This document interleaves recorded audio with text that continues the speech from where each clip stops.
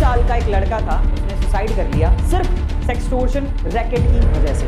Online उसके साथ एक फ्रॉड हुआ, हम लोग उसको फ्रॉड ही कह सकते हैं। उससे सेक्सटोर्शन, सेक्स की यानी इंटीमेसी की वजह से कुछ वीडियोस कैप्चर हो गई और उसके बाद उससे फिरौती मांगी गई और फाइनली बात इतनी ज़्यादा बढ़ गई कि उस लड़के ने सुसाइड किया। अब इस वजह से मैं राजी हुआ, इस वजह से मुझे लगा कि आज मुझे इसके बारे में बात करनी चाहिए। और वो लड़का बेंगलोर का था और वो लड़का जिसका नाम अविनाश था, वो IAS की तैयारी कर रहा था। अचानक से क्या होता है, उसे फेसबुक पे एक रिक्वेस्ट आती है नेहा नाम की लड़की की। ठीक है, आप नाम पे मत जाइएगा, बट धीरे धीरे रिक्वेस्ट आती है, बातें होने लगती हैं। उसे नहीं पता था कि जो लड़की की रिक्वेस्ट आ रही है उसके पीछे एक रैकेट काम कर रहा है। धीरे धीरे बातें होने लगती हैं, बातें और बढ़ने लगती हैं, धीरे धीरे और क्लोज आने लगते हैं। एक वक्त ऐसा आता है कि वो लड़की बेंगलोर की नहीं थी, समझ रहे हो, वो कभी मिले नहीं एक दूसरे से, कभी नहीं मिले।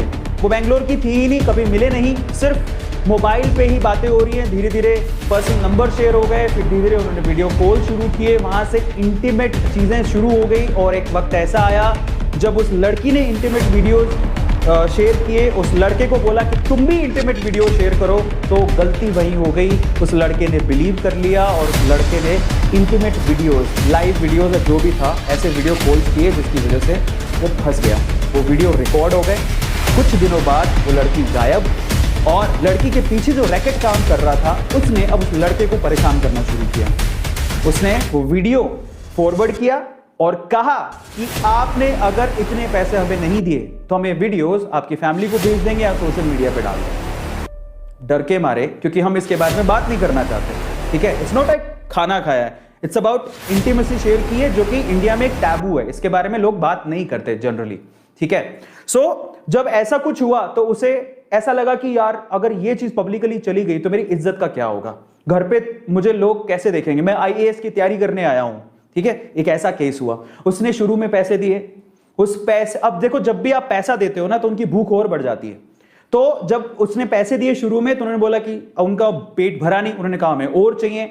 ऐसे करके वो पैसे मांगते गए मांगते गए मांगते गए। वक्त ऐसा आया कि उससे संभला ही नहीं, अब उसके पास पैसे इतने कहां से होते। फाइनली उस लड़के ने यह सोचा कि शायद मैं अपनी जिंदगी खत्म कर लूं, तभी ये जो झंझट है वो खत्म होगा। और वो लड़का दुनिया को छोड़ के चला गया। शायद अगर ये सब नहीं होता तो आज वो IAS की प्रिपरेशन करके कहीं अच्छा IAS बन चुका होता और हमें एक अच्छा IAS देखने को मिलता। पर उस लड़के ने सुसाइड कर लिया। बात यहीं तक खत्म नहीं हुई, बात यहां से शुरू हुई।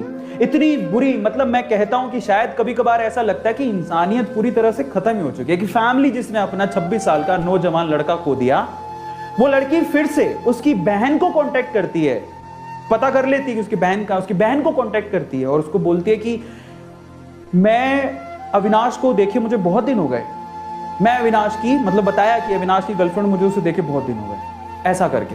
और जब वो ऐसा बात बोलती है तो वो उसकी सिस्टर कहते हैं कि अब ही इज नो मोर, वो अब जिंदा नहीं है। अब देखिए उसके बाद क्या होता है, वही रैकेट वापस से अविनाश की बहन को कॉल करते हैं और उसे कहते हैं कि ऐसा ऐसा है, उसकी वीडियोस हमारे पास है, हमें पैसे चाहिए, नहीं तो वीडियोस हम पब्लिक कर देंगे। अब उसकी बहन थोड़ी समझदार थी, उसने पुलिस को ये केस रेफर किया कि ऐसा ऐसा कुछ हो रहा है मेरे भाई के साथ और मुझे लगता है कि उस सेक्सटोर्शन की वजह से उसकी जान गई है। फाइनली पुलिस ने पूछताछ की, समझ में आया कि वो लड़की एक्चुअली बेंगलोर की थी ही नहीं, वो एक रैकेट चलता था कहीं राजस्थान में दूर और वहां पे कुछ लोग थे जो उसको बराबर से ब्लैकमेल कर रहे थे और उससे परेशान होकर उसने अपनी जान दी।